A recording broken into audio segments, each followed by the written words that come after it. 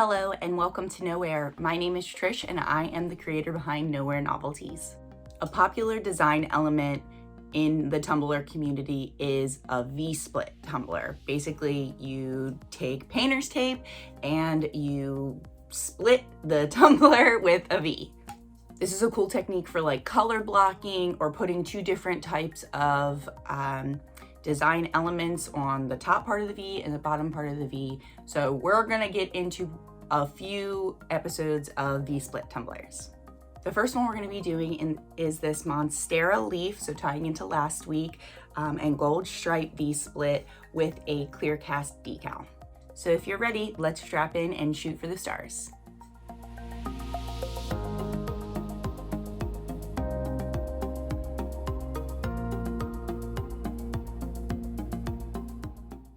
So starting off with a 20-ounce skinny straight tumbler from Makerflow Crafts, base painted white from Rustoleum. Here is the vinyl that I'll be cutting into the strips. It is Monstera leaf and leopard print from Elena's gift shop. I wanted the stripes to be as uniform as possible, so I have some masking tape that's about 1 inch wide. So I am cutting down this vinyl into strips of 1 inch pieces. I decided to cut about half of this 12 by 12 vinyl sheet down into strips, which was kind of overkill. I didn't need that many, but I guess better to be safe than sorry. Once the vinyl strips are cut, we're ready to V-split. Now, I personally struggle with eyeballing V-splits. I cannot get the tape to line up. It doesn't ever look like each side of the V is even. So I'm going to turn you on to a little hack. I'm taking a plain sheet of printer paper, 8.5 by 11, and I am making each side 8.5 inches wide. You essentially want a perfect square. You're going to fold that square in half, and you will have a perfect V to be able to place onto the cup and kind of determine how much of the top color you want and how much of the bottom color you want, so you can determine where to put your painter's tape. Now that your template is lined up, you basically lay your painter's tape or masking tape, which is what I have, right along the edge of the printer paper. The template allows you to have exact angles on each side of the point, so there's no guesswork, no eyeballing. It makes positioning the V much easier. It's pretty crazy how much I struggled with this tape, but we get there eventually. Just a note that you can use different sized masking tape or painter's tape for your V's. With your tape positioned, if both of the tape pieces overlap like it does here, you'll be able to cut off the excess with a razor knife perfectly in that nice pointed V. Now we're ready for our vinyl strips. I knew I wanted a glittered bottom, so I added a small scrap piece of the masking tape to the very bottom edge of the cup so I could figure out how far up my first strip of vinyl was going to go, and I'm kind of going to repeat that process for every strip of vinyl.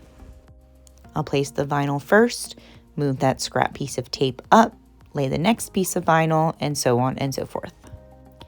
Thanks to Rustoleum and their terrible formula, I did have issues with the base layer of paint peeling up. You can see some stainless steel poking through there, but that's okay. We will address that issue when we're ready to glitter. The circumference of this cup is not 12 inches, so we do have to trim off a little bit of the tail of the strip of vinyl at the seam, kind of positioning the seam right at the point of the V or the center of that V to keep everything kind of nice and seamless down the back end of the cup.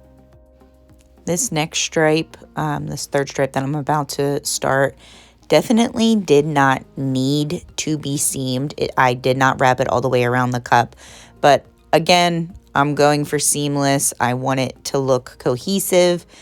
So as opposed to going from the left side of the V to the right, I still placed my vinyl stripe in the center, cut it right along my tape line, and then went back to the other side and created a seam. Now the very top section of the tip of the point of the V, I had to make a decision on whether or not I wanted the entire piece to be gold or if I wanted to follow the 1-inch strips. I did end up adding just the tiniest little tip of vinyl there in the top. Like I mentioned, I'm going in and fixing the spots that the spray painted base peeled up. This is Prime Time. I believe it's from CC DIY. Wherever it's from, I will link it down in the description box. It's just a basic white matte finish base coat. You could use acrylic paints. You could also technically re-spray paint it. I wasn't going back outside, so this was my option. I let this Prime Time dry for about 15 minutes and I was ready to glitter. I'm breaking out the Mod Podge on this one, and our glitter is Golden Sands from Peachy Olive Glitters. This came in their July Peachy palette. It's a gorgeous medium chunky glitter. Like, I'm sorry guys, look at this. If that doesn't get you sandy vibes, I don't know what does. I'm taking a small, detail Wet n Wild makeup brush from the Dollar Tree. Don't sleep on these brushes, dude. Go get them right now.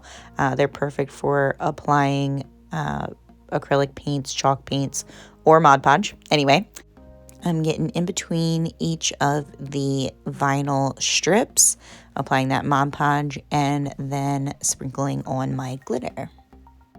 Guys, Mod Podge can be so finicky. I thought I worked pretty quickly and got these first 2 lines on or applied quickly. And when I sprinkled the glitter, it didn't stick at all, barely.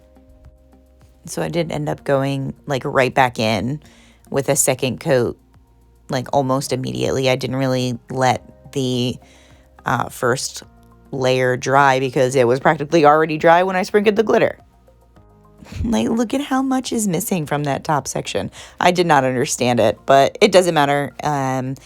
2 coats of the Mod Podge and 2 coats of glitter was fine on those first 2 lines. And then on the bottom 2 lines, I just moved much more quickly and only did smaller sections. For the bottom stripe and the actual bottom of the cup, I got out the Big Boy makeup brush to make it easier to cover that larger surface area much more quickly. Once you are fully glittered, at this point you're ready to pull the masking tape immediately before your Mod Podge dries so that you don't pull up your glitter sections, and you're ready to fill in the top layer of your V. When I pulled that masking tape, I unfortunately did have sections that pulled up my base layer of paint. So I did 1 coat of just spot touch-ups, but to apply my glitter, I actually went in with the Prime Time completely to saturate this section before the application of glitter. I know you've seen it sitting there. The top color glitter we are using is Fireflies from Peachy Olive Glitter. It is a practically translucent white glitter that flashes yellow and purple. It's super interesting. After this glitter goes on, clean up your edges, your vinyl pieces. Make sure no glitter is on them. You want to spray seal this with some sort of clear either gloss, matte, it doesn't really matter the finish, clear sealer, and then 2 coats of epoxy to get your glitter smooth. Now we're ready to pinstripe. So we have thicker black pinstripe tape. We also have super thin line, chrome dark green tape. these are going to go basically on top of each other. It's going to look really cool and set off the entire design. And then here's our clear cast decal. I think it's very classic. It's going to go right in that white top section of the V-split. Guys, let me tell you about this black pinstripe. It's not nail tape. As you can tell, the circle is much larger than the smaller green nail tape. That is nail tape, and I'll have that linked in the description box below. Got it off of Amazon. Big pack of like 30 different colors. But this black tape is actually whiteboard line, like grid tape. If you've ever seen a whiteboard at like an office that has like the calendar on it or different sectioned off grid pieces, this is what they use, and it's the perfect thickness for larger black pinstripes. So if you do a lot of black pinstriping, screw cutting out strips of vinyl on your Cricut, y'all need to get this grid tape. Anyway, let me be done rambling about this tape. So basically you want to lay this pinstriping down. You want to miter your edges. So basically that just means you don't want them overlapping one another, like sitting on top of one another. You want to cut an angle so that each piece of vinyl lays right next to the vinyl it's up against. You don't want the vinyls overlapping. That can create issues when you go to epoxy. If you don't use any sort of sealer like polyacrylic or CCDIY's quick coat, it can lift up those edges when they're laying on top of each other. Once the thicker black pinstripes are on, I am taking this smaller, like much thinner chrome dark green nail tape and lining that in the center of the black pinstripe. This really sets the cup off. Now, there are lots of artists out there that do not like this nail tape. They say it does not stick. They say it causes problems. It pokes up when they epoxy. And just like I just mentioned, I highly recommend CCDIY's quick coat, or if you want to go the cheaper route, you can get polyacrylic, the water-based, very important that it's water-based, sealer from like your local hardware store. Home Depot, Lowe's has each of those. I personally found that the nail tape options on Amazon are very cost efficient. You get a wide range of colors. So I personally like them. They are not for everybody. They can be very tedious to work with, but they work for me. So I like that they're super thin and I can use them as like an offset on pinstripes for more detailed work like this. Since I haven't pointed it out, I am still using that kind of center V seam, even for these vinyl stripes. Obviously, not all of them are able to go from one end of the V to the other. So these bottom two or few lines do need to go all the way around the cup. So they do require a seam. So I am following that same kind of center seam line. Once all of your stripes are on, you are ready to move on to the clear cast decal. Clear cast decal is just another word for a sticker, but it is transparent. That's something to be very specific about. Some shops offer clear cast decals with white ink printed on them, making them opaque, but you got to be careful when you're ordering them, because if you put them on a dark cup and they are transparent, you will not be able to see them. I like to cut my clear cast decal nice and close to the actual image, or the words in this case. So just in case there's anything funky going on with like the finish or being able to actually see the clear background of the clear cast decal, it's a much smaller portion of area that you can see it, as opposed to having like a big square.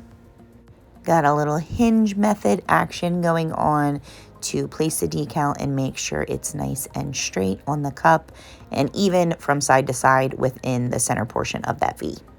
As I mentioned before, I did use CCDIY's Quick Coat, which is a water-based sealer. This helps to adhere those pinstripes to make sure they do not lift when you apply epoxy. Speaking of epoxy, this needs 2 final coats and she's done and beautiful. If you have any questions, leave them in the comments. I hope to see you guys real soon. Bye-bye now.